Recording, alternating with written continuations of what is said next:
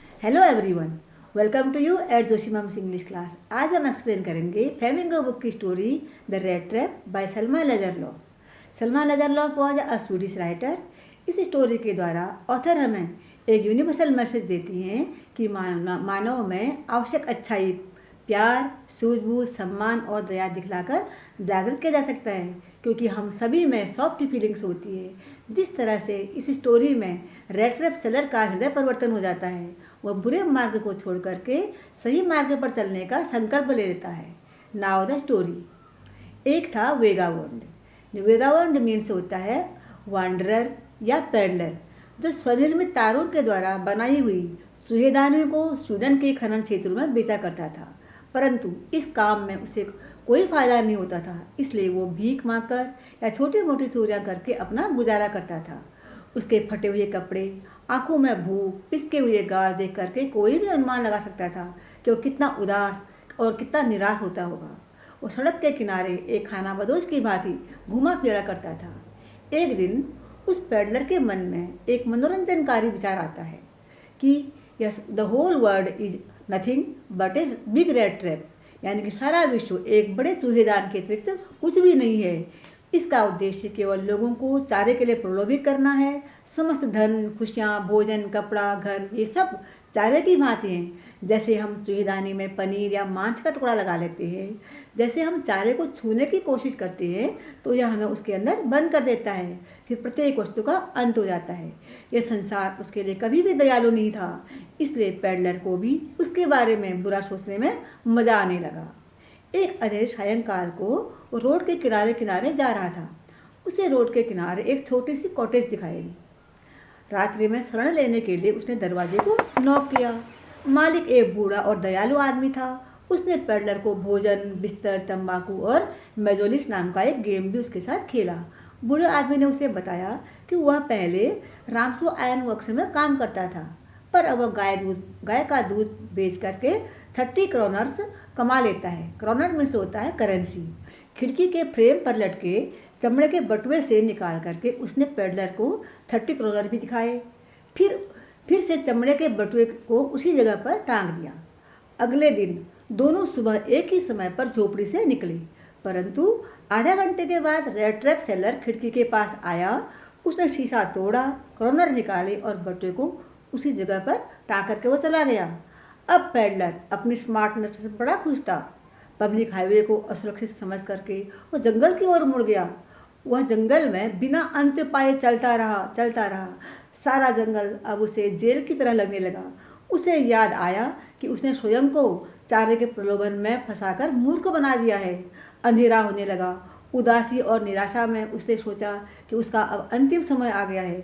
न कोई रास्ता उसको सूझ रहा था, पर जब फिर वो ज़मीन पर बैठ गया तभी उसे रेगुलर थंपिंग की आवाज़ सुनाई दी। उसने सोचा ये जरूर लोहे के कारखाने के हथौड़े का प्रहार है। उसने पूरी शक्ति बटोरी और उसी आवाज़ के डायरेक्शन में लड़खड़ाते हुए चल पड़ा। बहुत कठिनाई से वो रामसो आयरन वर्क्स पहुंचा, जो कि एक बहुत विशाल आयरन प्लांट था, जिसमें धातु गलाने का काम, लोहे की चादर और लोहे की बहुत सारी चीज़ें बनती थी। उस समय वहाँ पर मास्टर स्मिथ और उसका हेल्पर थे।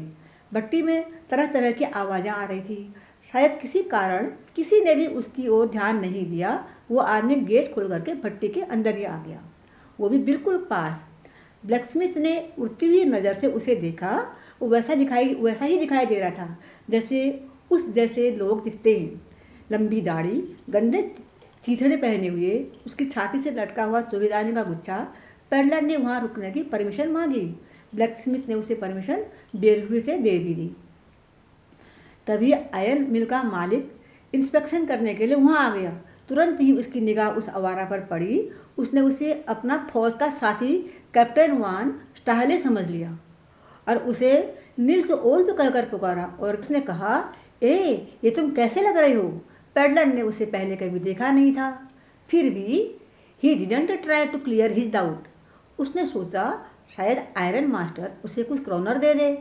उसने बोला, God knows things have gone downfall with him, यानी उसके साथ बहुत बुरा हो रहा है। आयरन मास्टर ने पैडलर से कहा कि तुम्हें फौज से रिजाइन नहीं देना चाहिए था। यदि उस समय वो वहाँ होता तो तुम्हें रिजाइन नहीं देने देता, पर चलो अब तुम मेरे साथ हमारे घर चलो। पर पेडलर ने सोचा आयरन मास्टर के साथ जाने का मतलब है अपनी इच्छा से शेर के माद में जाना। वो तो यहाँ पर सिर्फ सोना चाहता था और बिना किसी को बताए खिसक जाना चाहता था। उसने अपने 30 करोड़ के बारे में भी सोचा, पर आयरन मास्टर को लगा यह अपने बुरे कपड़ों के कारण शर्मिंदा अनुभव कर रहा है। वो बोला, देखो मेरी वाइफ एलिजाबेथ मर चुकी हैं और मेरे बेटे जो हैं वो एब्रॉड में रहते हैं, केवल मेरी बेटी और मैं यहाँ पर रहते हैं। हम चाहते हैं कि इस क्रिसमस पर कोई हमारे साथ हो। अब चलो हम क्रिसमस भोज एक साथ करेंगे। पर पेडलर नहीं माना। तब आयरन मास्टर लोहार की ओर देखते हुए कहते हैं कि लगता है आज कैप्टन वान तुम्हारे साथ ही रहना पसंद करेंगे। तब आयरन मास्टर अपने घर गए। उन्होंने अपनी बेटी एडला विल्सन को पेडलर को मनाने के लिए भेजा। एडला ने उसे नम्रता से अपना नाम बताया और रिक्वेस्ट की कि वह क्रिसमस तक उनके साथ रहे। पर एडला नोटिस करती है कि वो आदमी डर रहा है, या तो उसने चोरी की है या वह जेल से भागा है। Still she was very friendly and kind to the peddler. उसने कहा, आप जितनी आज़ादी से यहाँ आए हैं उतनी आज़ादी से यहाँ से जा भी सकते हैं। उसने यह सब इतने विश्वास से कहा कि पेडलर को उस पर विश्वास हो गया। He also felt guilty and cursed himself for stealing the crafters money. वो ये भी सोचने लगा कि वह सुहेदानी में फंस चुका है और कभी भी उससे बाहर नहीं निकल पाएगा।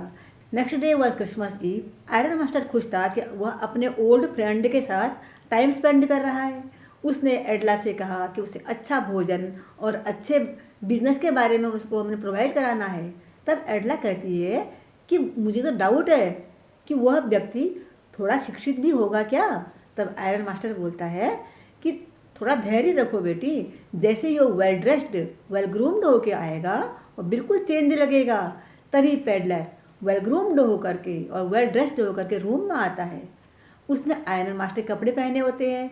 उसे देखते ही आयरन मास्टर रियलाइज़ करता है कि the tramp was not his friend. उसने पेडलर से कहा कि what does this mean. Peddler बोला कि यह उसकी गलती नहीं थी, उसने तो केवल भट्टी में रहने की रिक्वेस्ट की थी। पर अभी भी कोई हानि नहीं हुई है, वह अपने फटे छिछड़े कपड़े पहन लेगा और वहाँ से जा सकता है। उसने नहीं कहा कि वह नील्स ओल्फ है। आयरन मास्टर बोला कि वह ऑनेस्टी भी तो नहीं है, इसलिए अब वह शेरिफ को बुलाएगा। यह सुनकर के पेडलर बहुत गुस्से में आता है और कहता है, the word is like a big red trap and some day the iron master will also be tempted to touch the bait and would be doomed. And the iron master started laughing. उसने peddler को तुरंत जाने को कहा, परंतु जैसे ही उसने जाने के लिए दरवाज़ा खोला, एडला ने दरवाज़ा बंद कर दिया और बोली, उन्होंने पेडलर से प्रॉमिस की है कि वह क्रिसमस तक वहाँ रुकेगा और वह आज खुश भी है कि वह एक भूखे अभागे और क्रिसमस भोज बनाएगी। उसने कहा कि यह अजनबी साल भर चलता रहता है और कोई भी उसका स्वागत, कहीं भी उसका स्वागत नहीं होता है, कोई भी स्वागत नहीं करता है। वो जहाँ भी जाता है उसे वहाँ से भगा दिया जाता है। वह उसे एक दिन के लिए अपने घर में शांति के साथ रहने देना चाहती है। तब उसका पिता उसका विरोध नहीं कर पाता है और वह बोलते हैं, तुम तो फादर से भी बुरा उपदेश देती हो बेटी। एडला पेडलर को डाइनिंग टेबल तक ले गई और बोली, अब बैठो, खाना खाओ। पेडलर ने चुपचाप खाना खाया। सोचने लगा कि यह लड़की ऐसा क्यों कर रही होगी, यह कितनी क्रेजी है। रैमसो में क्रिसमस ईव एज यूजुअल गुजर गई। पेडलर के कारण कोई दिक्कत नहीं आई। वह अधिकतर सोता रहा। ऐसा लग रहा है कि वर्षों से वह सोया नहीं होगा। एडलर ने पेडलर को कहा कि उसके पिता ने यह सूट जो उसने अभी पहना है उसे गिफ्ट कर दिया है। उसने यह भी कहा कि वो नेक्स्ट ईयर क्रिसमस पूर्व पर भी उसका यहाँ स्वागत करेगी। अगली सुबह आयरन मास्टर और एडला चर्च पर क्रिसमस सेवा के लिए चले जाते हैं, मेहमान को सोता हुआ छोड़ करके। पर जब चर्च में जाते हैं उन्हें पता लगता है कि रेड ट्रैप पेडलर ने ओल्ड क्राफ्टर जो कि पहले रैमसो वर्कशॉप पर काम करता था उसको रॉब कर लिया है, यानी उसको लूट लिया है। इसी मध्य वह पेडलर भी वहाँ से चला जाता है। आयरन मास्टर अपनी बेटी से कहती हैं कि बेटी, वह बढ़िया व्यक्ति है ना जिसको तुमने घर में घुसा लिया था। अब घर में जितने भी चांदी की चम्मचें होंगी, क्या कुछ बची होंगी। एडला भी बहुत सैड होती है। वो जल्दी से घर आए। आयरन मास्टर ने वेलर से पूछा कि वह मेहमान चला गया है, क्या वह अपने साथ कुछ लेके भी गया है? वेलर ने बताया कि हाँ, वो जा तो चुका है और अपने साथ कुछ भी नहीं लेके गया है। Instead he had left something for Edla. Edla ने पैकेट को खोला। उसके मुंह से खुशी की चीख निकल आई। उसमें एक छोटी सी चूहीदानी थी, 30 करोड़ जो मुड़े मुड़े थे और एक लेटर भी था जिसमें लिखा हुआ था, ऑनर्ड एंड नोबल मिस, मैं तुम्हें परेशान नहीं होने दूंगा क्योंकि आपने मेरे साथ एक वास्तविक कैप्टन की तरह व्यवहार किया है। आपने मुझे कैप्टन पदोन्नत किया है। इससे मुझे सदा के लिए चोरी छोड़ने की शक्ति मिल गई है। ये 30 करोड़ आप सड़क पार उस बूढ़े को दे सकती हैं जिसने धन को छोटे चमड़े वाले थैले में खिड़की के फ्रेम पर चारे की तरह दरिद्र पेडलर से के लिए लटका रखा था। चूहेदानी एक चूहे की तरफ से आपको क्रिसमस का उपहार है, चूहा जो इस विश्व की चूहेदानी में फंस गया था। Now he got power to clear himself, return with friendship and high regard, captain von Stahl. अब मुझे विश्वास है कि यह स्टोरी आपको अच्छे से समझ में आ गई होगी। इसके अकॉर्डिंग कुछ इंपॉर्टेंट क्वेश्चंस एंड आंसर नीचे दिए हुए लिंक में आपको मिल जाएंगे। अगर आपको हमारा वीडियो पसंद आया होगा तो प्लीज़ इसको लाइक कीजिए, अपने फ्रेंड्स को शेयर कीजिए तथा हमारे चैनल को सब्सक्राइब कीजिए।